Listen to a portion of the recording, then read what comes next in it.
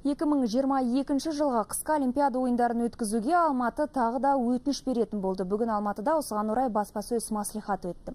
2022 жылы елімізде қысқы Олимпиада ойындарын өткізу елбасы Нұрсұлтан Назарбаевтың идеясы болатын.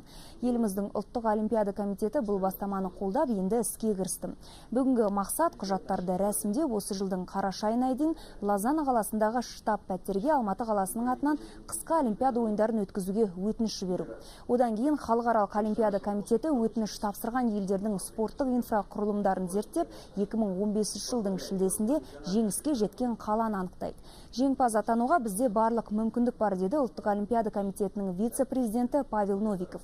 Бұл Алматы қаласының 3-ші өтініші болмақ. Естеріңізге сала кетейік, 2014 жылы қысқы Олимпиадада ойындары Ресейдің Сочи, ал 2018 жылғы әлемдік дода оңтүстік Кореялық Пхенчхан қаласында өтеді. Қазақстан и Алматы.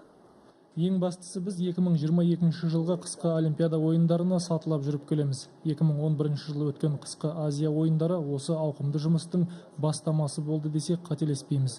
Енді міне 2017 жылғы универсиадаға дайындық жүріп жатыр. 2022 жылғы қысқы Олимпиада ойындары осы жетістіктердің логикалық нүктесі болмақ. Әрине, алда жұмыс көп, бюджетті қайта қарап, жаңа инфрақұрылымдар салу керек дегендей.